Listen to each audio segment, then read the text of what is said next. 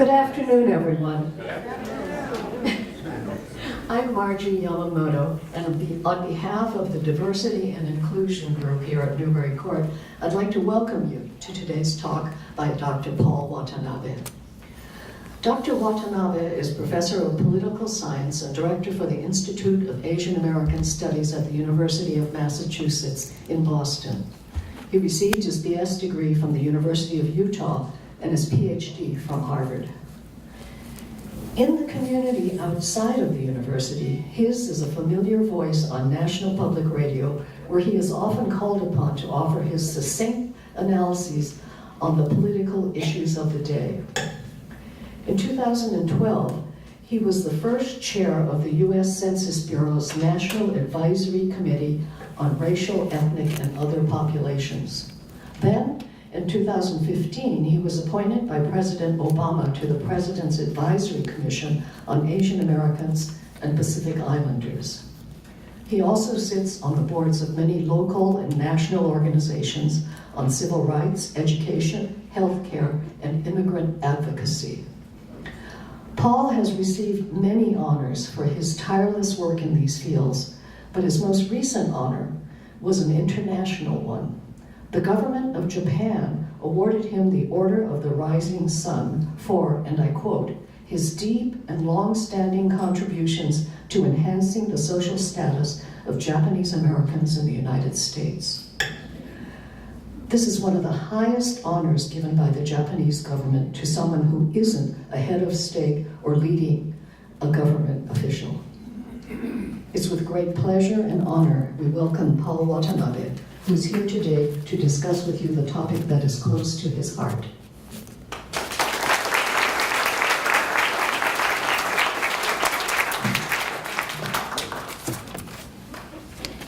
Thank you very much, Margie, and the people here at Newbury Court. I'm actually really on a scouting exhibition. I'm seeing if I can find me a nice apartment here for my wife and I soon.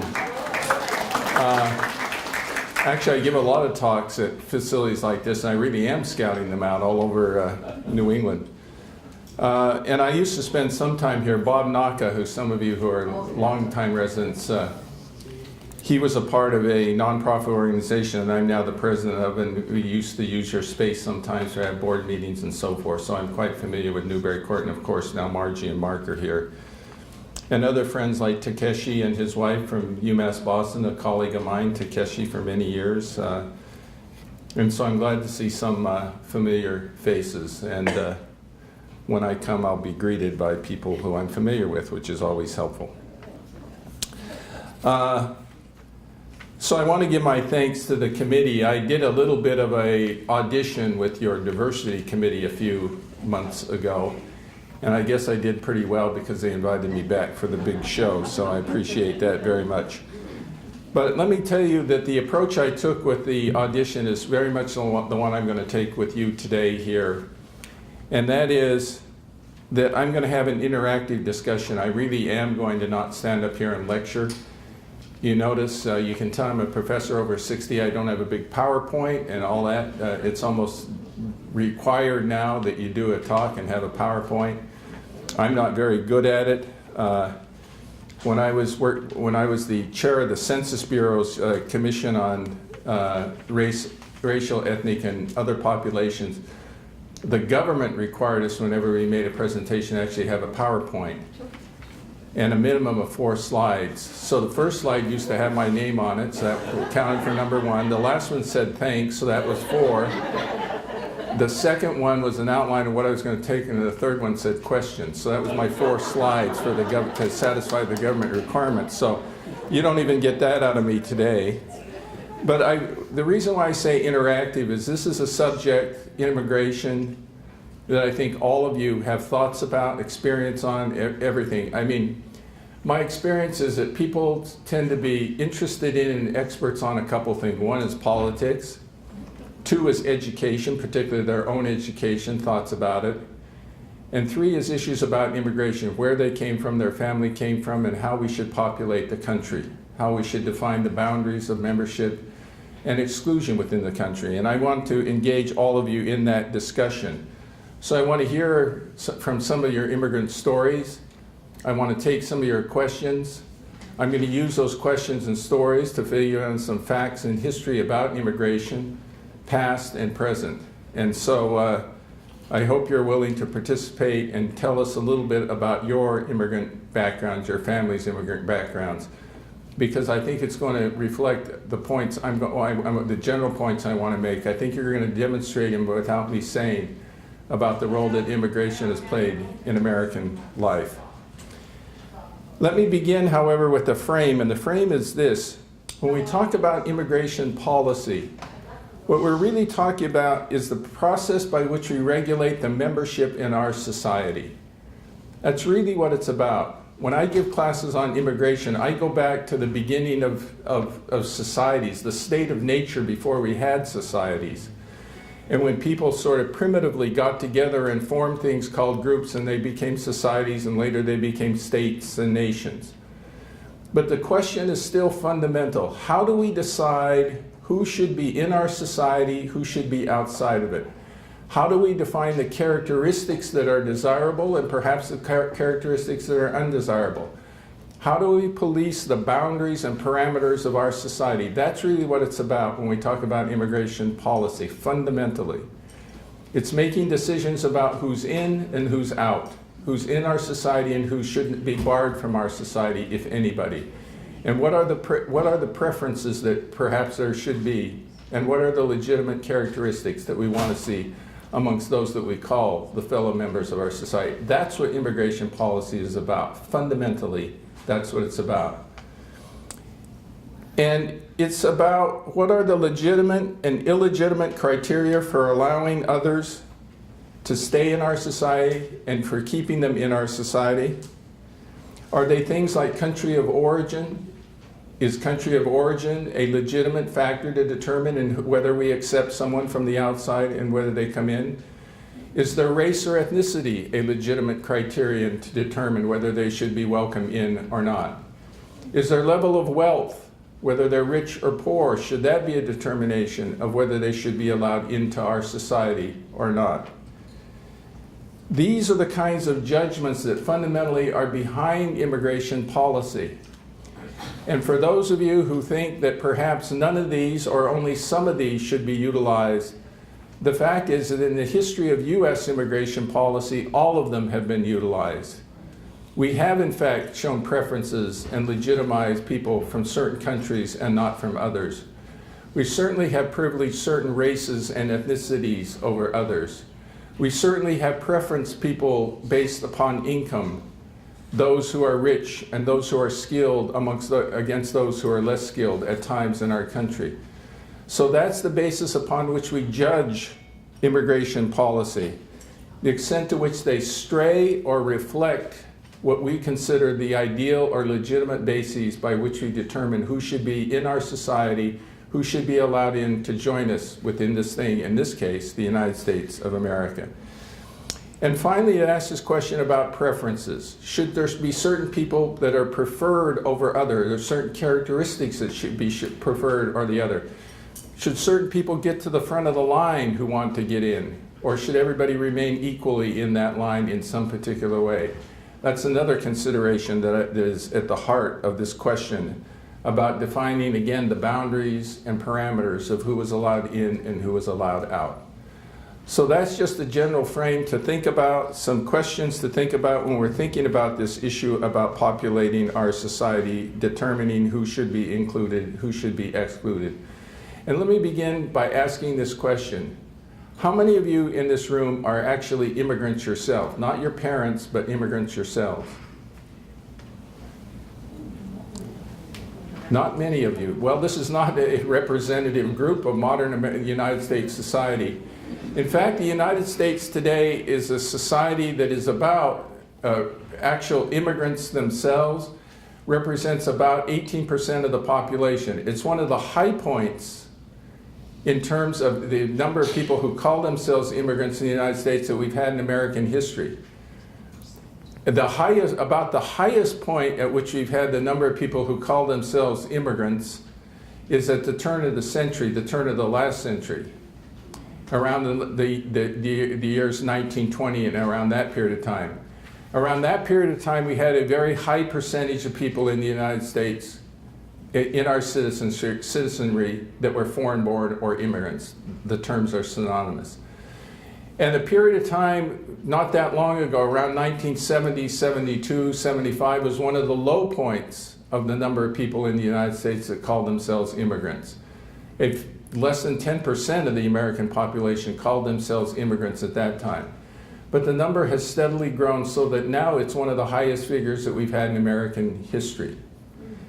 So this group is not representative in the sense that probably in this group, probably less than 2%, 3% of you are immigrants. How many of you are children of immigrants? That's a much higher figure. And again, in the American history right now, those that represent immigrants or children of immigrants is once again at one of the highest points in American history right now. About 26, 27% of Americans are either first generation in the United States or second generation, the children of immigrants. In this group, it's probably more like, I'd say maybe 15% that are first or either immigrants yourselves or children of immigrants yourselves. So let me ask this question. I asked it at the, just in terms of doing some fact building here. We're a country that says that we're a country of immigrants, and we are to a considerable degree. There are sort of two classifications of populations at large sectors of these populations that fall out of this notion about being immigrants to the United States, traditionally speaking. What are those two large population groups in the United States who, for the most part, do not trace their roots to immigration in the United States? Maybe it's an obvious question. African American and Native American. The Native American population, of course, the indigenous population, is one that we don't think of as being immigrant in the sense of coming from somewhere else to populate what we call the United States of America. And the second, and perhaps the most significant group, are blacks or African Americans.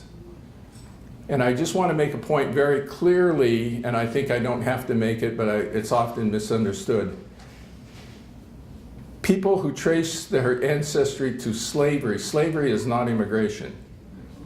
Slavery is not a choice. Slavery is not a decision to come to the United States. Slavery is not a decision to come either as a tired or poor or wretched person, striving for something better. It's coming as a piece of property or someone to be sold as property. And that's a distinction that has to be understood. Slavery is not immigration. People who have a slave background are not immigrants. They're brought here as, well, chattel is what they're described as property, as things. And that's a different history, that's a different set of considerations, that's a different legacy. And I must say, it rattles me sometimes when people talk about immigrants or immigration in a general sense, and wonder why, for example, the same analysis doesn't apply to people within the African American backgrounds. It's because slavery is an entirely different thing. It's an entirely worse thing, frankly. And it's a different background, and it's not for me to sit here and lecture today, at least, about the influence of slavery and its legacy. But it's something different, so it's a little something outside of the bounds of what we're talking about today. So, let me have some of you tell me about your immigrant story or that of your family. Where did they come from? When did they come? And I hope most of you at least know this. Certainly most people in this room, I hope, have. My students generally don't know their stories of their families, immigrant stories, many of them. I hope by now you do. Let's have some volunteers. Come on, let's hear let's hear some of your stories. Sir. I don't understand, right? You can hear me fine. And everybody else can hear you, as that's the key. All right, thank you. I'm a half immigrant in a way, because my siblings, I had 3 siblings that came from Italy with my mother and father. Can you hear me all right? Yeah. So You sound like Pavarotti, so we know you're Italian. Or half Pavarotti. thank you. Thank you very much. three of my siblings came from Campobasso, Italy, and my father and mother came from the same town. We were of 7 children, and my father was a fur designer, learned his trade in Paris, France. Came here in the early 20th century and worked for Revillon and I.J. Fox in New York. Our first abode was on Myrtle Avenue, right next to Chinatown and Little Italy. I mean,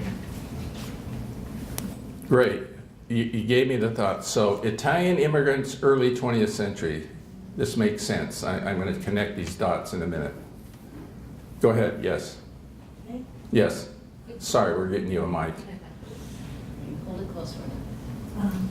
My grandparents on my father's side immigrated from Romania. And from what I understand, and it's all sort of oral history, they were horse traders in Romania. Do you know when? When they got here, they became used car salesmen. Which sort of makes some sense. Unfortunately, and they did very well until the Depression hit. And that's the point at which they lost all their money. My father, who'd grown up in considerable wealth, had a governess, had a pony. I mean, things that I still think of as expensive niceties. But he didn't have that anymore. His father kept marrying unsuitable women, and he finally ran away from home at age 14. So Romania, probably early 20th century as well, is probably when they came. Yeah. Yeah. Others? Sure. I'll get you next. My father emigrated from Italy and arrived as a teenager. And eventually he served in World War I and he got his citizenship automatically. On my mother's side, my grandfather came from Finland. He was a Russian Cossack during the Russian takeover. And in those days, the eldest son inherited land and he was the last one, so he came to the States. So both early 20th century, it sounds like, on both sides. Yeah. Still taking more? Yeah.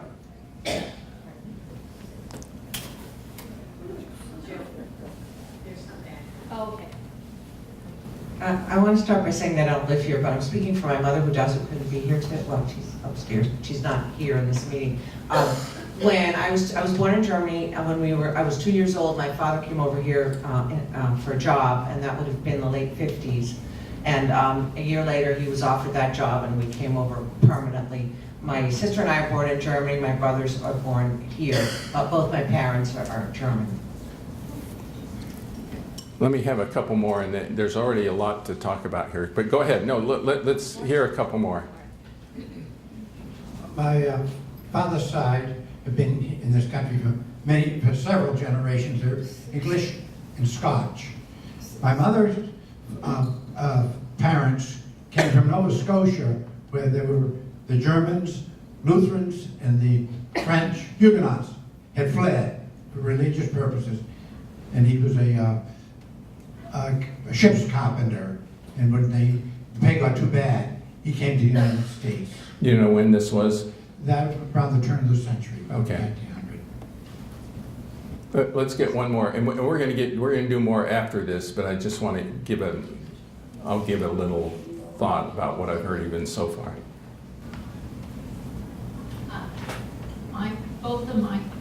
Both of my parents' families came from Ireland. Okay, both my mother's family and my father's family. I think my mother's family came from Ireland. My father's family came from originally, I guess, Ireland. And I guess around 1918, something like that. Well, just in this small sample, 5 or 6 people, just think of the diversity you have here, and it's reflected in this country. You have Romania, you have Finland, you have Nova Scotia, you have Germany, You've got Italy. I mean, it's Ireland. It's an amazing thing that if you think about this populating in the United States, this notion that people came from all these different places here in the United States. Now, here's a question I have, a quiz question. Out of all the countries in the world, to what country do more Americans trace their ancestry than any other? Ireland. It's Germany. It's one of those that was mentioned. How many people really knew that, or how many people did not know that and thought it was something else? Yeah. More Americans trace their ancestry to Germany than any other country. I mean, a lot of other people would suggest, those are all the people, by the way, asked the same question to the diversity committee, so they probably got it right. Germany is the country to which more Americans trace their ancestry than any other. Question in the back. Why? There's a lot of reasons why. They came over for various reasons at various times. They came from the very beginnings of the origins of the country. It was not all people from Great Britain who populated the United States early on in its history. We know the role that Germans played in the Revolutionary War in some degree, and some are ancestors of that. But most of the beginnings of German immigration to the United States began in the middle part of the 19th century. And in fact, that's an instructive point here in a minute that I'm going to make. But during a period of time when the beginnings of the country, the United States was a country that literally accepted everybody. Now think about that. The immigration policy of the United States of America was to accept everybody. Now, it didn't treat them all the same, because there's a question about accepting somebody and allowing them into your society, because accepting into your society, into the country, is the first step. The second step is whether you allow them to become citizens. Right? There's a distinction between the two. And we allowed everybody in, essentially. We did not allow everybody to be citizens. Indeed, from the beginning, there's two groups that we prevented from being citizens, and those are what? Asians, people from Asia, and people who were from Africa who were blacks. From anywhere in the world if you were black. You could come into the United States, in other words, and not become a naturalized citizen if you were black or if you were Asian, from Asian extraction. But we essentially did not have an immigration policy. We had a citizenship policy, but we did not have an immigration policy in the sense that we didn't have a question about who we allowed in and who we didn't allow in. We essentially allowed everybody in. Until when? Until 1882, when for the first time in the history of the United States, now nobody that raised their hand said they were from China, right? Is there anyone here who traces their ancestry to China? Have children, daughters-in-laws, son-in-laws from China? There is on staff. Well, there's some here who has a daughter-in-law from China. In 1882, for the first time in the history of the United States of America, the United States said, we're not going to let a group of people in because of their race and where they came from. Remember the criteria defining who we allow in and who we allow out?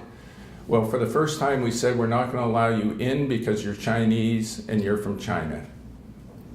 For the first time, we did this in 1882.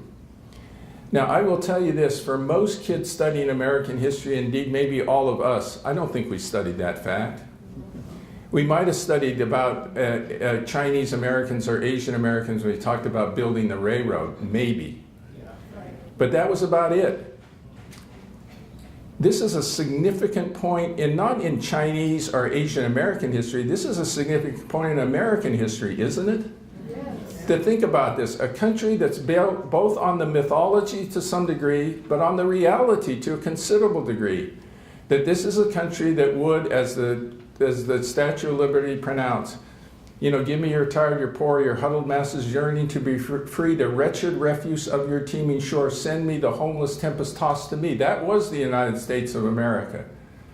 To a considerable degree, the mythology and the reality were there. Well, in 1882, the mythology got blown out of the water, and the reality did too. Now, the instructive thing is, why did we do it to the Chinese in 1882? Now, we know why many of the Chinese came to the United States, beginning principally in the middle part of the 19th century, to work in the gold mines and ultimately to build a railroad, the Transcontinental Railroad. And even that story about the building of the Transcontinental Railroad reflects in some respects the invisibility of that population. You know, as I said, many of us study American history, and the only time we may come across perhaps Asian Americans, at least early on, is the building of the Transcontinental Railroad, which when I talk to students who are 20 years old, I have to explain to them what a railroad is, first of all, and then why the Transcontinental Railroad is. And for those that are older, I said, it's like the Big Dig on steroids. That's what it was like. And they says, oh, geez, it must have been something else. It must have been a mess. And I said, well, it was pretty significant, connecting the country by rail. Well, of course, in those same history books, people say, who built the railroads? And they say, well, Leland Stanford, of whom Stanford University is built on. Well, of course, he didn't build a damn thing. The people who actually built the thing were principally immigrants. Those who built the stretch across the plains, the easier stretch, frankly, but the part from east to west, were largely Irish immigrants who actually provided the labor for the building of it. And those that provided 70% of the labor for building across the Sierra Nevada mountains and across the deserts of Nevada were, of course, Chinese immigrants, Chinese who built the railroad. They're the ones who really built the damn thing. And yet, in some ways, they're invisible. We don't acknowledge that. I've gone to the Golden Spike Monument in Promontory Point, Utah. I grew up in Utah, as Margie pointed out. And I've gone out there and visited. Has anybody here gone to a sightseeing trip to Golden Spike Monument in Promontory Point, Utah? Well, good. Some of you have. So you've been and visited it. So I've gone out there. It's where the two trains came together. And I went out there with one purpose in mind, to see how they commemorated or marked the point that Chinese provided most of the labor for the building of that railroad. And there was not a monument, there wasn't anything official to mark that reality. Until I came across on this rock monument, a stone that had a little plaque on it, not put there by the United States government, not put there by the National Park Service, but by the Chinese community of San Francisco, who came and on their own dime built a little plaque which they put at the site to commemorate the Chinese community's contribution there. Indeed, in the history books, you know, the iconic photo of the Transcontinental Railroad is when the two trains come together. Many of you have seen it, where they have hundreds of people celebrating where the two golden spikes are brought together. People must have seen this iconic photo. GE is running it in their ads lately, about the two trains coming together to drive into the Golden Spike. Well, the interesting thing about that picture, and I've studied it, I literally have taken a microscope, a magnifying glass to it. There's not a single Chinese person in that picture. And people say, well, why would that make a difference? Well, of course, I always think, you know, somebody do like a Where's Waldo, you know, sneak into the picture or something like that, some Chinese guy. They're completely absent. They're erased from that picture in the way that they're erased from the history of that period of time. And so the Chinese were expendable, is the point. And after the railroad gets built, they're expendable. We don't need them anymore after 1869 and the railroad gets built. So what do we do with expendable populations, particularly immigrant populations? Well, what happened, and many people say, well, Paul, you know, that may be true, but, you know, there were a lot of Chinese coming in by 1882, and maybe the country just had too many immigrants. You know, maybe we can't sustain them all. Maybe we don't have enough jobs for them. Familiar argument, right? You hear it today in the United States. We don't have anything against all those immigrants, but we don't have enough room for them. We don't have jobs for them. And that might be a very legitimate case. So I went back and looked at the data. In 1882 was in fact the peak year of Chinese immigration to the United States, 29,000. So you say maybe that's legitimate. Maybe we should have controlled this population. There would seem to be a hell of a lot of Chinese immigrants coming in, 29,000. I also went back and looked at the data to look at German immigration to the United States. And interestingly enough, the peak year of German immigration to the United States was also 1882. And guess how many there were? 326,000. So, is it just numbers? Is it just that there are too many immigrants coming from and we don't have enough room for them? It's not quantity, it's complexion. It's race. What's the difference between 29,000 Chinese that you want to prevent from coming and over 300,000 Germans, immigrants? You know, race matters. And the Chinese Exclusion Act brought together two very important threads of American life, nativism and racism. It combines them together. And so that's why I wanted to make sure someone mentioned the fact that they're from Germany, not that I'm beating on Germans or anything like that, but to show you this critical point in American immigration history, because 1882 does become the point at which the United States for the first time tells an entire group of people you cannot come to the United States. That was the first time the beginning of what we could call an immigration policy into the United States. And thus, by the way, when you create an immigration policy, when you make a distinction between legal and illegal immigrants, right? If nobody was illegal, then you don't have a distinction between legal and illegal immigrants. So beginning in 1882, we have what has become very popular today, so-called illegal or undocumented immigrants. And it began in 1882 with the first time when we told certain people, in this case the Chinese, that they were illegal if they came to the United States. Now let me just add another piece, and I want to get back to your stories as well. So what happened? Well, what happens is what often happens. We tell the Chinese they can't come to the United States, but what do we still do? We still need people to work in the mines. We still need people to work in the agricultural areas. We still need people to work manual labor and so forth. And so what do? We miss the labor that was provided by this population and we turn to another population. And that's when people like the Japanese came to the United States for the first time at the end of the 19th century. Because of forces that were happening in Japan, certainly in the mid-19th century, but for the first time to help replace some of the labor that was being provided. This is what we do in the United States. We slam the door on a population because we say that they're taking jobs and so forth. We realize nobody's filling those jobs. We've slammed the door on them, and now we're searching for other people to fill those jobs, and we often turn to what? Immigrants from other countries to fill those jobs.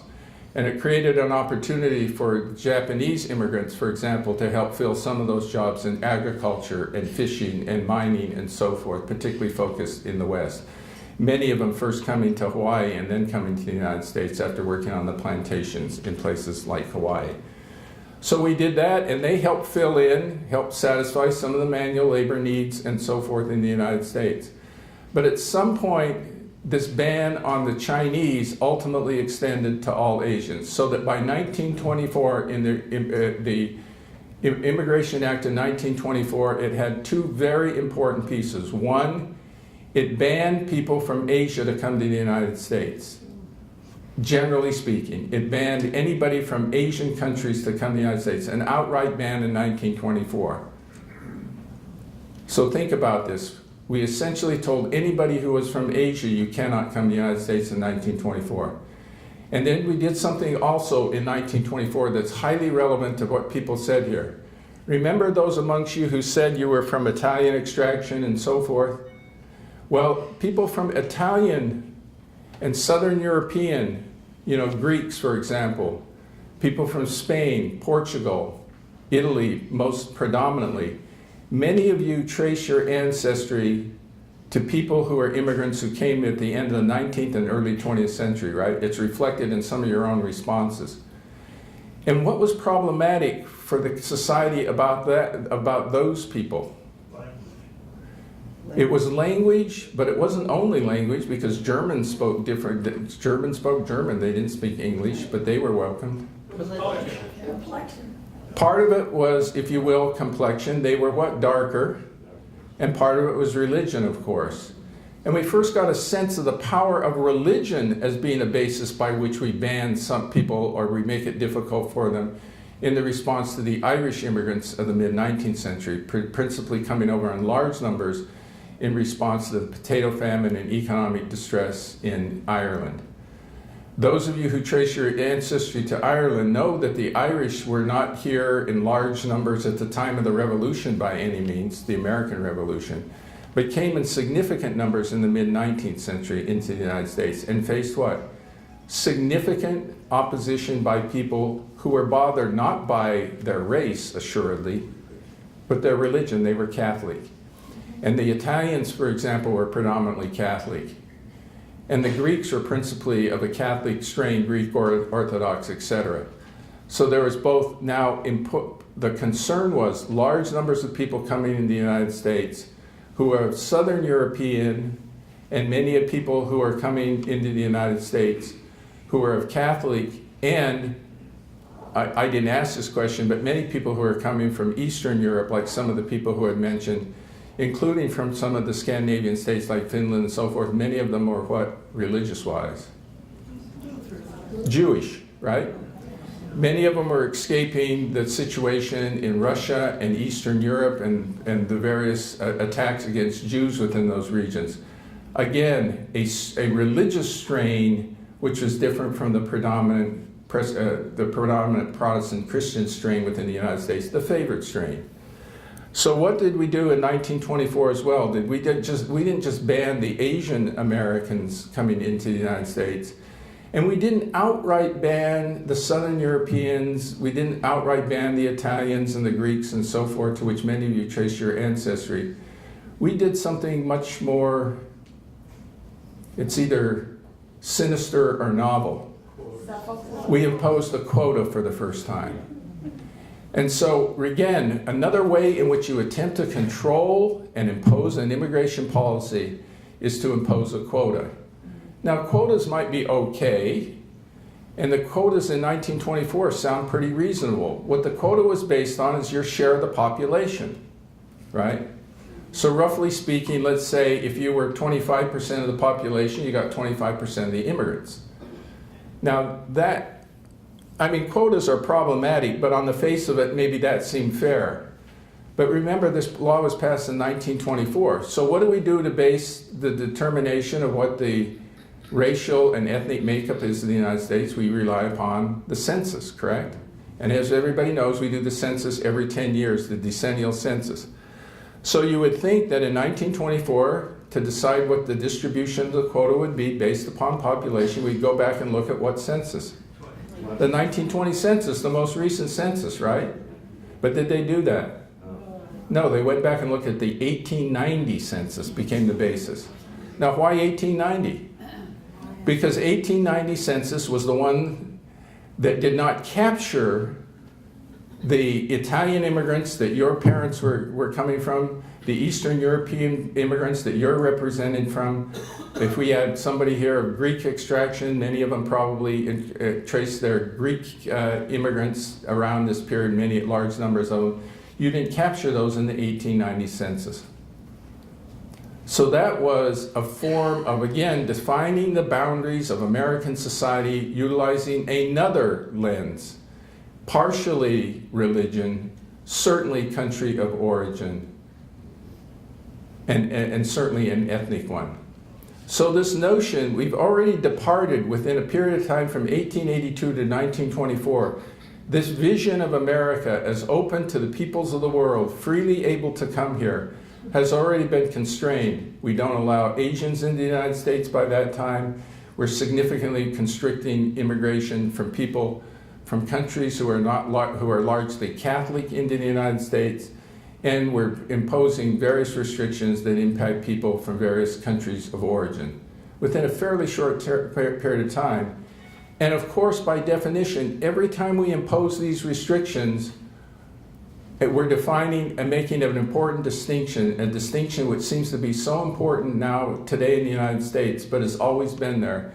we're making a distinction between people who are illegal and legal, allegedly legal, and people who are allegedly illegal. And think about that, for example. What it meant to be illegal in 1924 is very simple. If you got a line and just had a line of people waiting to get into the United States, so let's just say you had a line of people. People got into the queue, waited their turn. If you get in the line and you're from England, you say, welcome, open the door, come through. If you're from Germany, you open the door, come through. If you're from Sweden, open the door and come through. If you have to be the fourth person in line and you're from Italy, no, you can't come in. And that person, by definition, is an illegal immigrant, one of these terrible things that so many people love to talk about today. But what makes that person illegal? Are they less than the 3 people who got in line before them and got in? What made them illegal is the government said they were illegal. That's what made them. There's nothing inherently bad about that 4th person who got in line. There's nothing bad about the 6th person who got in line who might have been from Greece, for example. But they're illegals. And if they tried to sneak in, as frankly many did, just as many do now, they're in some ways a lesser person, lesser stature, even morally different than the first 3 people. The first 3 people can walk across that line and say, gee, I got in legally. And if my parents are from Germany or my parents are from England, they said, gee, my parents did it the right way. They came in legally. Well, they did. And if your parent was from Italy and banned by the quota and snuck in, boy, your parents didn't come in the right way. They snuck in. They're illegal. You know, I suppose it's true, but there's this notion that we almost have this moral sense that those people who got in legally were morally superior in some way, that they're better people, that there's something wrong with that person who was banned who came in. And that's been true. And think about that reality. Think about that reality then and think about it now. Think about your own histories and think about your own families. Let me say one other thing, and again, I want to hear from your stories about this. You know, do people remember who Paul Tsongas was? Paul Tsongas ran for president of the United States. He was a congressman from the 3rd District based in Lowell. He was of Greek extraction. One of the books that I wrote is, here you have this Japanese-American guy writing a book about Greek Americans and their impact on foreign policy. But I'll never forget once I traveled in, gosh, it was actually not long before he died, passed away. As you know, he died of cancer after he did the presidential run in 1992. He ran against Bill Clinton, in fact, in 1992. He won the New Hampshire primary in 1992, which people sometimes forget.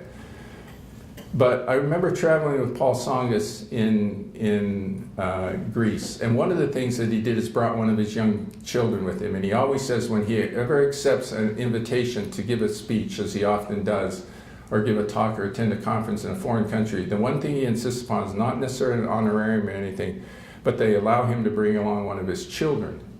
And particularly true when they go to Greece, because Greece is the homeland. It's the place to which he and his children now trace their ancestry. And what Paul told me was this story was about his own family coming into the United States. So his parents were Greek immigrants as well. Well, actually his grandparents are Greek immigrants as well. And he talked about his parents coming in the late 19th century during the same period of time we're talking about. And they came to Ellis Island, and one way you could be barred is if you were unhealthy or deemed unhealthy, for example. So that was a way, but that was universally applied. So Ellis Island, as people know, was a check station where they did a medical check for you and so forth. By the way, if you were of higher class, you didn't have to go through Ellis Island. They let you come straight through without being checked. People know that. Everybody thinks everybody went through Ellis Island. That's not true. If you're in the wrong class on the ships, or on the wrong ships, you were sent to Ellis Island. If you were rich, you were allowed to come straight into New York Harbor without being checked out by officials at Ellis Island. So Ellis Island was a place largely where they checked you out, and particularly classes of people were checked out. And he talks, for example, about his grandmother, who came, I can't remember, had 4 or 5 children with him, came with his great-grandfather, and they came to the check station. And they were giving them sort of rudimentary medical exams. And some doctor or nurse looked at his mother, and her mother had, like, her ears were red or something like that, probably had an infection or something. And the nurse said, we're not letting her into the United States. And of course, when you're a child, not letting them in the United States, no parent is going to say, okay, well, we'll see you later. That means the whole family is not going to come to the United States, because any parent worth their salt is not going to, if they turn the child back, is going to go back with the children. So it meant the family was not going to come to the United States. So think about this. This nurse makes a decision. They've come all the way across to immigrate to the United States. And some bureaucrat who happens to be a nurse says, we're not letting this kid in because she has an infection or a fever. And Paul talks about the story about how just one person, and not the nurse, just somebody who overheard this conversation, who worked at the station, came and intervened and said, pulled her mother aside and said, let's take another look at her situation. Looked at her situation and said, we're going to let her in. And Paul talks about what a difference that decision made. Just think about this. This is the destiny of people. This is the lives of people. I tell this story to my students who think they can't make a difference in people's lives. You know, they says, gee, I'm going to be a bureaucrat or something. You know, I'm going to process papers. Just think about if that person had not made that decision, which your supervisors probably were opposed to, but simply said, I'm going to make a decision and let this little girl in. That little girl was Paul Songus' mother. The whole life, not only of Paul Songus, but the country would have been changed if somebody didn't make that small decision. That's what immigration enforcement is all about to a considerable degree. Those small decisions like that have huge impacts, not only on a family, in his case on a family, but on the destiny of a lot of people. You can't go to Lowell, Massachusetts today without understanding what a difference that Paul Songus made to the people who live there. You can't go there. But that difference that he made probably would not have been made if somebody wouldn't have simply said, pull the mother aside, pull the family aside and said, let's let this kid in. I think the kid's going to be okay. And he let her in. That's what, you know, immigration policy is on the front lines. People making those decisions every day. And they made them in the early part of the 20th century. They're making them today as we live in 2018. That's what immigration enforcement is all about. Okay, sorry about that. It's just remarkable to me to understand the impact that individuals like that can have on people's lives. The choices, the serendipity of it all is amazing. Okay, let's hear some more immigrant stories, and I'll try to bring us up to the Trump administration, which we threw in there to be provocative, not because we have anything to say about the guy, but...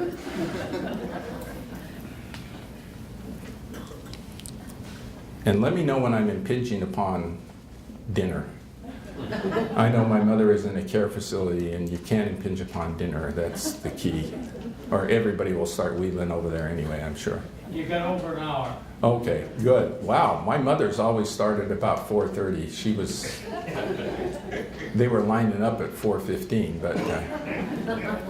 My dad came to this country from Istanbul. He's Greek.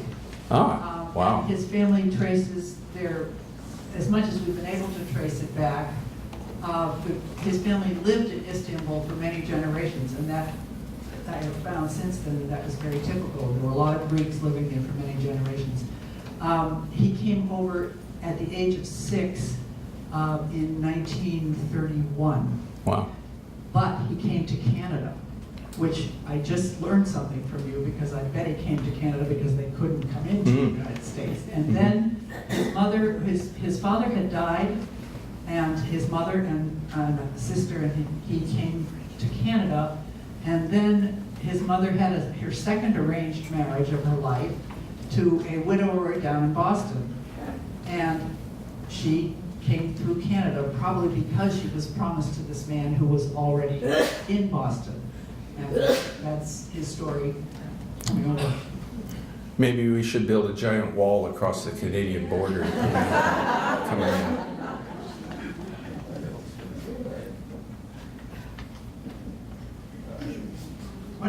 living in New York in the 50s, I had a group of Italian friends. And the ones who came from the Naples area had S Italian on their passports, their American passports. And the ones who came from the north had N Italian. Yep, even distinctions like that between Southern and Northern Italians and others were made. Yep.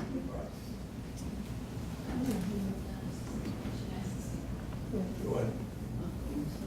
I think she's the bearer. I think you can see me. I can see you. Okay, my mother and father both immigrated to this country. My mother from Wales, my father from Ireland. My father came into Canada, or not, father's family came into Canada. His mother was Northern Irish, his father was Southern Irish. And so they ran into problems in Ireland. So they came to Canada, and then from Canada to the United States when my dad was 13. So that would have been in the 1920s sometime. My mother came from Wales. Her father had been a stone cutter in Wales and wanted more education, but because he lived in Wales, there's a quota that the United Kingdom has on Welsh people. Only a certain number can go on to higher education. And so he came to this country so that he could get an education, and he became a doctor. Huh. So and my mother came, let me see, she also came in the 1920s. Wow, interesting. I have one little comment I want to make. I once was at a dinner and was telling the story about my parents, that I was first generation. People were talking about immigration. And a person looked at me and said, well, you don't look like an immigrant.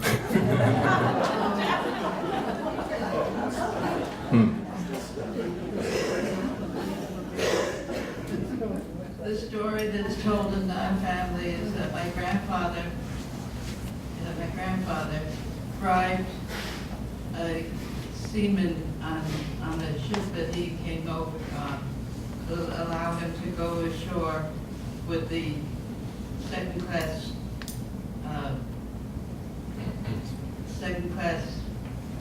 passengers, and he didn't have to go through Ellis Island.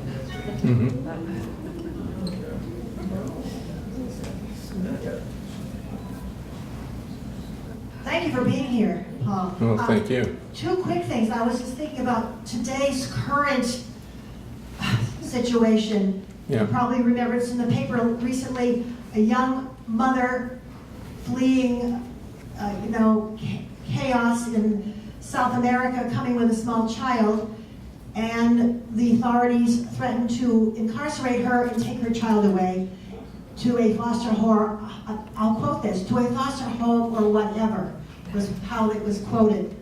The second point, we were away this weekend up in Maine, went to our favorite, I won't tell you where because it's so popular, a guest house, a cook who's been coming there for 25 years from Lithuania, never had a problem coming to work in the summertime, was denied a visa this summer to work, where she's been working for 25 years. It was so devastating to learn what's happening in Washington right now. Good, I'll work myself up to that, but I know you're already there. Let's let her, and then I'll intervene. This is not a family history, but I wonder if you could tell the general policy of our immigration. How much is it based on, at times, we need people to do a certain job, that Good. is Chinese to build railroads or Italian stoneworkers to build New York City, and how much of it is when we feel sorry for a group because they're in real trouble and we want to help them out. Good. It seems to me we kind of go back and forth from one to the other, and I don't have a big picture of how that works. I'll give you that big picture. I'll give you a short summary of what the immigration classifications are now and some sense about what the magnitude are. But let me build up to that with just one story, and that's a little bit my own. So my parents, my father is Japanese, born in Japan. My mother was born an American citizen, but just by chance. Her family was from Japan. They happened to be farming in Utah at the time, happened to be there. No, in Idaho at the time when she was born. So she was an American citizen by birth, but not by anything else. And thus her name, I think they probably went to the hospital and looked around and tried to find a name for this new baby, and they saw something on the wall that said the state of Idaho, so they called her Ida. So my mother's name is Ida. I'm also so happy she wasn't from Pennsylvania, or they were born in Pennsylvania Watanabe or something like that. But she went back with the family to Japan at the age of 3, raised in Japan, went to school in Japan, etc. So my parents got married, probably an arranged marriage, and in Japan, and my mother came to the United States in probably 1940 or 41. My father, remember, could not come to the United States because he is an Asian immigrant. So my father did what people do when they can't get in. He snuck in. He came across the Rio Grande. And he was caught. They told him to go back, so he went back and came across the border again. So my father was an undocumented immigrant. There's no question about it. And he's all those horrible things, I suppose, that one might imagine at the time. So my family, as you know, their timing was terrible in the sense that they came in terrible on either end. If they would have stayed in Japan, it would have been terrible. And if they came here, they were thrown in concentration camps, like Margie's family and some other families were during World War II. And I'm not going to tell the story of my mother's and my family's fate within the camps, but it gets tied up with citizenship. Oh, and they had my brother 5 days before Pearl Harbor on December 2nd, 1941. So here's a family with a father who is an undocumented immigrant from Japan, a mother who's an American citizen by birth but really raised and went to school in Japan, and a son who's clearly an American citizen born in the United States. And their tale becomes very convoluted. My mother had her citizenship taken away during World War II and so forth and all that. So that's the situation. So my parents were undocumented. They're bad, I suppose, but they're bad because the law said that people, if you happen to be Asian, couldn't come to the United States. Now, they broke the law. My father broke the law. And I suppose by all the legal de facto standards, it was a legitimate law. I don't think it was a morally defensible law because it imposed something that I think people generally agree is an illegitimate basis to decide who should be in our society, and that is your race or ethnicity. That should not be the basis by which we decide who should be in our society, who should be within the bounds of our society. Maybe people agree that it should be. But if you don't, that's what was being done. That's the law my father violated, and he's an undocumented immigrant. And essentially, people from Asian extraction were able to become immigrants to the United States and ultimately become citizens in various ways, and is politically determined. The Chinese and Indians, for example, were allies of the United States during World War II, so they're the first ones who were allowed in and first ones that allowed American the right to naturalize.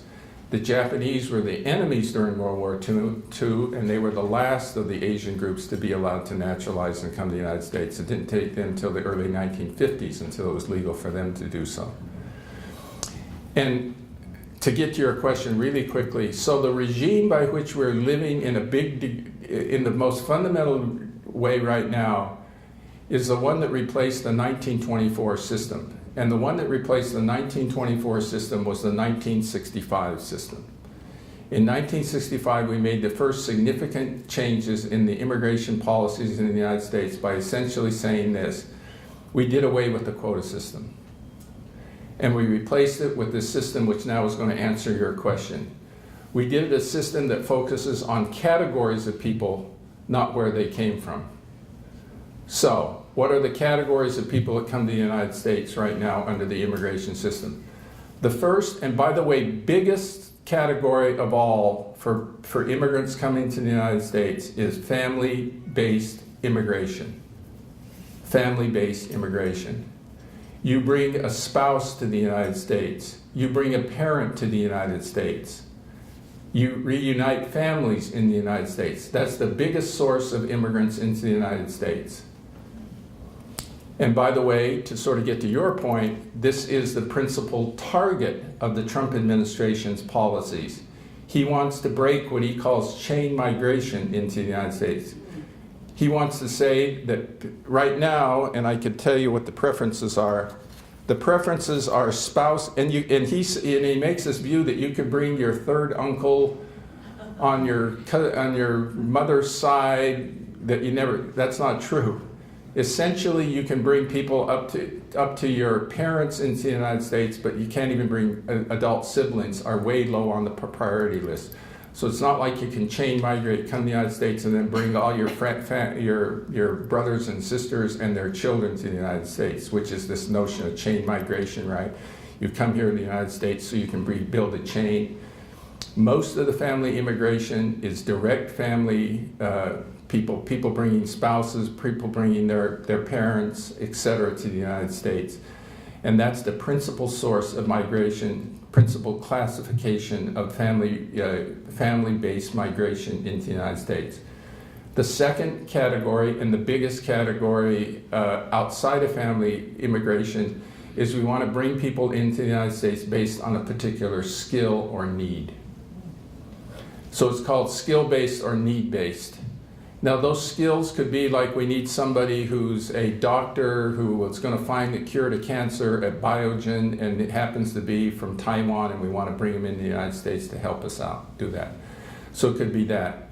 It could be somebody from the Dominican Republic like David Ortiz who can hit a baseball very well, and we value people who hit baseballs very well, and we let them in. Or it can be somebody who knows how to model swimsuits and underwear like Melania Trump and let her in. No, I'm serious. People wonder, what's the basis upon which people come into the United States? That's what Melania Trump came in the United States on that basis, principally. And so what we consider a valuable economic need and skill is, of course, very political, very subjective. But that's the second biggest category by which we determine. Or, for example, if we need people to pick our peaches, then we'll open up the doors a bit for people to come in and pick our peaches and our fruits. Or clean our hotel rooms on Cape Cod, for example. Or work as nurses' aides or so forth in our nursing facilities or our care facilities. We'll open up the doors a little bit. But those are now the big targets of the Trump administration policies as well. Because in terms of the definition of skill or need, there's another criterion that's being added to that, and that is wealth.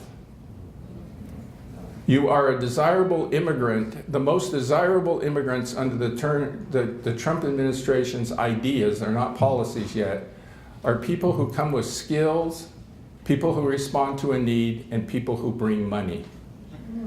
Because there is a classification now of people who can come in the United States as immigrants if they will bring in, I think it's $500,000 and employ 10 people. This is the basis upon which, for example, Jared Kushner has built his real estate empire in New York. What he does is he has a project, for example, say let's build a building in Manhattan. He gets 20 foreign immigrants to invest $500,000 in it. You get 20 times, 200 employees, which is pretty easy if you have a pretty big development. And those 20 people get in to the United States because they're bringing the $500,000 and the 10 jobs. And he has a source of capital for his project. I'm saying nothing illegal about that. That's the policy of the country now. And the idea is to try to extend that policy. And let me add one other element about this, and then the other big element, and thank you for reminding me, are refugees and asylees. People who are refugees and asylum seekers is another category of people who can come into the United States. Those are the people who are at the border that you talk about, who are claiming that they wish to have hearings for asylum seekers who are seeking hearings. They're refugees. There are people that we talked about often in our generation, about people escaping in Eastern Europe, for example, in the 1950s. There are people like Jews escaping the Holocaust and the terrors of the late 1930s and 40s in Europe. That's what that's the refugees and asylum seekers and their equivalents of those populations here in the United States, seeking to come to the United States. The boat people and so forth, absolutely. So the refugees and asylum seekers is the other category of people. And let me just talk about two real quick ones because they're in the news. You've heard of TPS, temporary protected status people, which again the Trump administration has ended the temporary protected status for people, for example, from Haiti and El Salvador in Central America. Now, Haiti, we know, has suffered, for example, from hurricanes and loss in huge numbers. The United States does have a policy where we will allow them into the United States, but presumably they go back when things get better in the country from which they came. And I think technically it's true, you can send them back, as Trump has chosen to do, or has chosen to believe we do so. But think if we applied that to refugee and asylum seekers or people who are escaping some sort of disaster, generally speaking. He wants to apply it to refugees as well. So when the situation gets better in the country from which they're escaping, you should be sent back to it. In other words, your status here should be temporary. So that means that people who escaped Poland in the Holocaust, after things get quote unquote better by some standard in Poland, if you have to be of Jewish heritage and Polish, you should be sent back. That's the logic of ending temporary protected status for individuals like that. And finally, the one that's been in the news, of course, are the DACA kids. And what DACA refers to is Deferred Action for Childhood Arrivals. And it's a particular case of people who happen to be undocumented immigrants because they came into the country as children with their parents. And the notion is that they're undocumented kids who came in with their parents. And the idea is, which has not been embraced by Congress by any means, and thus the cause was advanced by President Obama with an executive order, says that these kids who came as children should not be punished for the actions of their parents, that if they're in the United States, raised in the United States, making contributions in the United States, going to school and seeking work in the United States, should not be subject to deportation. That's what the executive order calls for, and as you know, famously speaking, President Trump, and I will say more than President Trump, the Congress of the United States has said that that situation should stand, so these kids are now, the executive order will expire. It's being challenged, as you know, in the courts, but if it does not succeed in the courts, these kids will be subject to deportation. Remember what it means, that what they've done. I tell my students, they says, well, what's wrong with that? Illegal is illegal. I don't care if they're kids, they came to the United States illegally. But think about this. Let's say you got a 3-year-old with you and you went to, I was going to say Tower Records. I guess you know what Tower Records is. My kids would know what Tower Records is. You go to Tower Records and you steal a CD and you're shoplifting. You've committed a crime. The parents have committed a crime. What punishing those kids for is to say that kid who's in that stroller while your parents shoplifted at Tower Records should also be punished for the crime that your parents committed, that 3-year-old in that stroller. That's what the DACA that's what the denial of legitimate status to these kids does. You're paying for the sins of your parents when you were 3 years old, essentially. And well, we'll let people then weigh in about their various views. But that sort of brings us up to the current debates, which I think I wanted to get to anyway. But there was no automatic citizenship for them. They had to do that step beyond. There's no automatic citizenship, period.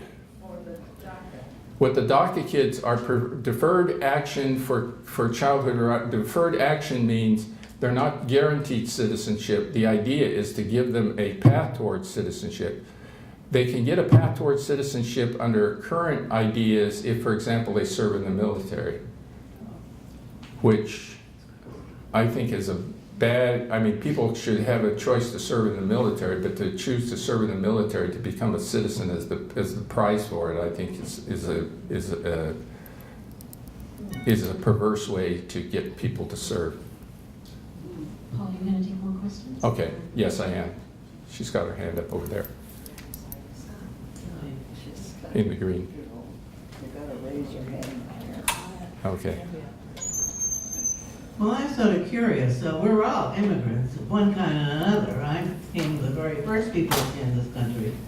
And they've always been in Rhode Island, and they still are there, a lot of them, even though they moved out in some cases. But I don't think the world, which is such a mess, can live in this country. So what do you got to have some kind of a policy about it? I don't know what it is, but do you have any recommendation for a policy that the United States should have? I do. If I were to prioritize the classifications that I talked about, family reunification, refugees and asylees, skill-based or wealth-based immigration, I put my first priority on family-based unification. I believe that, and there's economic reasons. They're good, by the way, conservative reasons why I think that should happen as well. I think it's an argument that makes economic sense, and it makes moral sense, and it makes family sense, frankly. Let me give you a slight economic argument. I study, for example, small entrepreneurial foreign-born businesses in Boston. I did a big study on this. We focused on the Allston-Brighton neighborhood of Boston, East Boston, and we focused on the Fields Corner neighborhood of Dorchester. Fields Corner neighborhood of Dorchester, principally Vietnamese, Allston-Brighton, mixed immigrant, East Boston, heavily Latino. And it's interesting, for example, these are small businesses. This is the backbone, if you will, of the conservative economic agenda, right? To support small businesses, they bring jobs, they're local and so forth. But when we went and looked at those small businesses and how they were developed and capitalized and so forth, and who provided the labor and so forth, we found that they did not go to the Bank of Boston or they didn't go to Citizens Bank to get capitalized. How did they get capitalized? Family members pooled their money together to support the build, a nail shop, for example, or a little convenience store or a bodega or something like that. That's how they capitalized themselves. They didn't go to mainstream sources of income. And how did they help who provided the workforce, at least initially? Family members, brothers, sisters. They pooled their money and resources together. Well, when you stop family unification policies, you break that chain. Talk about a chain to break, right? You're breaking that economic chain. You're stifling the economic development of something that many people would argue, certainly many conservatives would argue, should be the backbone of building the American economy, which is focusing on small business, the development of those small businesses, and the entrepreneurship based upon that. So that's an economic argument for the family reunification. And then on top of this, refugees and asylees should at least have a hearing. The denial of a hearing to these families coming, it's just unconscionable.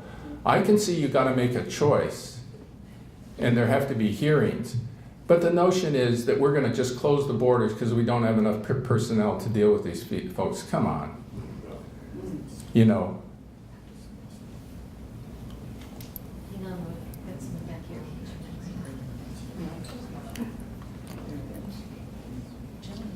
I want to ask you to comment or I think of refugees in two different categories. One are refugees who are coming because of, say, a natural disaster or something in their home countries, like the earthquake in Haiti. But there are also refugees who come because of the actions of this nation. When I was in Minnesota in the 90s, we had lots of Thai, Cambodian, Hmong that were resettled here after the Vietnam War in what to me seems like the least we could do, having helped to create that situation. And we haven't done such a good job with Iraqi and Afghan and Syrian refugees. And I wondered if you would comment on that. The I people agree. who are refugees because of what we did as a nation. I agree with the general premise, which is this. When we develop immigration policy in the United States, it's principally responsive to a lot of things, but one thing it is, it's an extension of American foreign policy. There's no question about that. So, you know, look, we're banning or making it difficult for people from Muslim countries to come to the United States. Now, we might have a lot of reasons to do so, maybe legitimate ones, but it's an extension of foreign policy more than anything else, right? We subject people from Muslim countries until the end of the Obama administration to special questioning. That's an extension of foreign policy. There's a reason why we favored certain countries in our immigration and not other countries. It's an extension of foreign policy. There's no question about, I mean, there is a question about that, but I think you're on to something in terms of the general way in which foreign policy, not moral or even economic interests, guide what we should be doing. Yeah. Paul, I'm going to just open a couple of the doors for the people who need to leave, and then Okay. assuming you want to stay and answer more questions, we can continue as long as. Good. People who want to talk, they should be allowed to, well, not allowed to, but.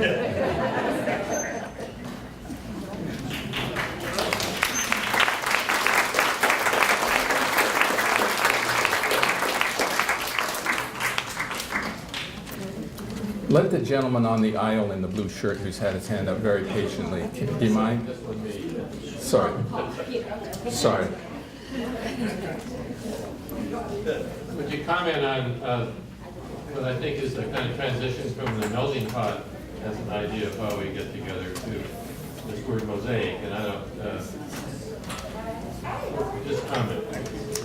Yeah, I think that's the better formulation, by the way. The melting pot is this notion that we all melt together and become the same thing.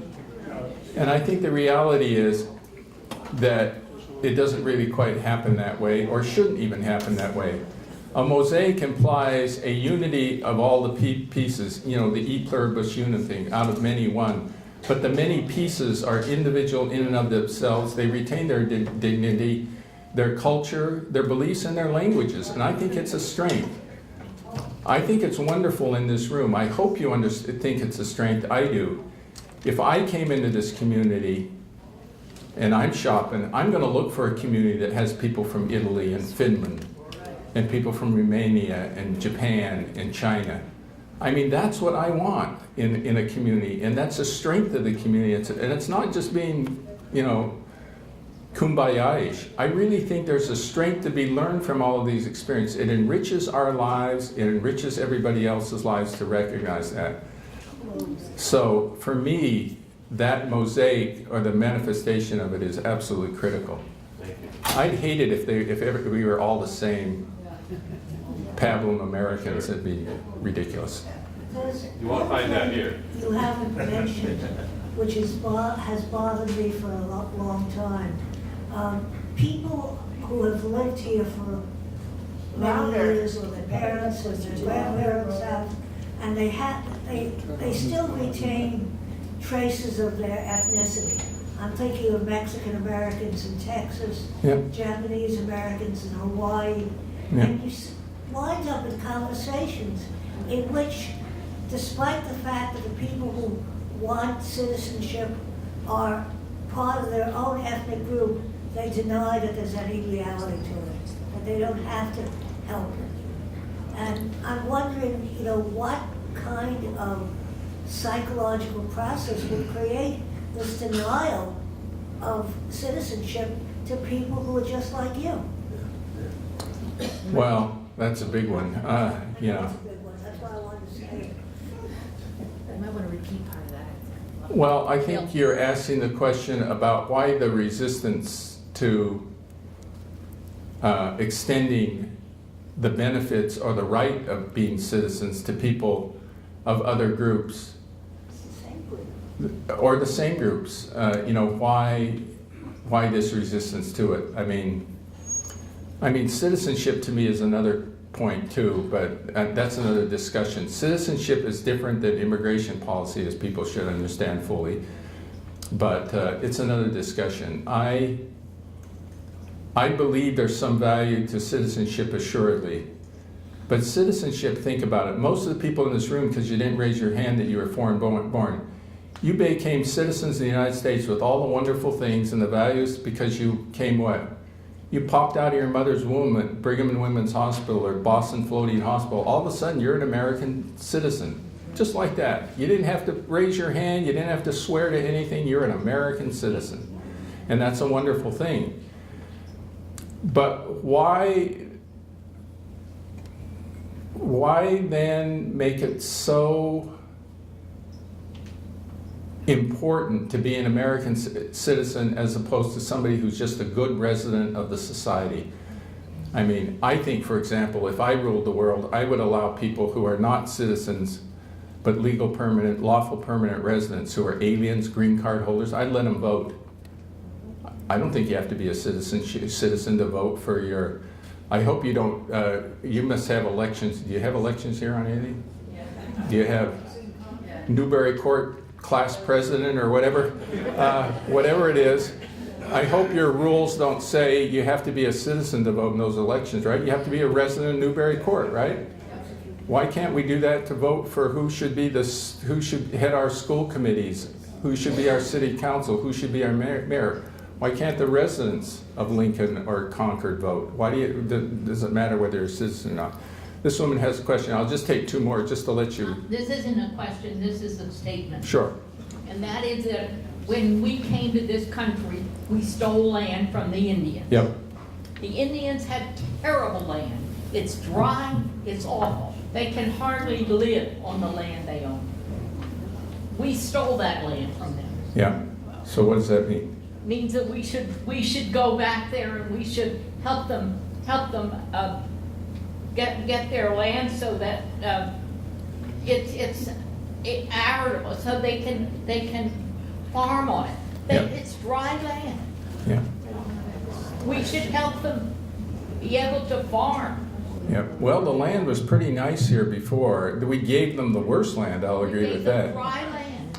Well, you know, think of Concord, Massachusetts. Right now, where we're standing on, pretty nice, pretty green, once native land. Yeah, but we. I mean, what they ended up with, I agree with you, was the Indians, and they have terrible land. It's dry. You know, it's terrible. Right. We should do something. Yeah, I think we're disagreeing about the tenths. They had wonderful land, which is the land we're standing on, for example. But they have land that is amongst the most problematic. There's no question about that. But we should pay for the education of all of those children. Yeah, and do it in other ways than kindergarten on up. Than spending money in casinos, which seems to be the way we think is the best way to do it. Okay, a final comment. I'd like to know how when one is a refugee here and has a green card, how they would kind of become a citizen if they so want to do. You have to live here for a period of time. I can't remember, is it 3 years or 6 years? It's changed. I believe it's 3 years. And does it vary according to your religion? I mean, No. If you're a Muslim. There's no religious restriction upon whether you can apply to become a lawful permanent resident, which is a citizen. So once one has a green card, That's a green card holder is what's called an LPR, a lawful permanent resident. And then the next step for those people is if they choose to apply to become a citizen. And the citizen application fee, you have to pay a fee which is not cheap. You have to pay it, pass the test, which is passable. You have to have a passing knowledge of English. And to be subject to not being deported during any period of time when you are a lawful permanent resident. And that's an important consideration now because, for example, let's say during the period of time you're a lawful permanent resident, you're an immigrant, a green card holder. Let's say in high school you got drunk on prom night and went and took a leak in Concord Square and got arrested for public vagrancy or something like that. Well, I'll tell you, the laws in the United States of America right now, and they're being enforced, this is the scary part, this is the deportation agenda of the United States of America right now. that if you're a lawful permanent resident, and let's say you paid a fine or even had to spend 6 months in some jail for doing that, even though you paid your fine and you did it as a high school kid, you're subject to deportation until the time, because you committed that crime while you're an immigrant in the United States. And you say, well, what's that? Well, the cases you've been reading about people who come in to report, they're green card holders who come in to report as you're supposed to on an annual basis and come in and get arrested as they show up to the ICE offices. They're people who have raised families, been on the right side of the law many times for 20, 30 years, who are getting detained and subject to deportation. You say, why are they doing that? Because they may have committed some particular offense while they were an immigrant. They may have had a drunk driving conviction or something like that, and they're subject to deportation. You can't clean your slate? You can't clean your slate even by serving time, so think about that. All right, folks, thank you very much.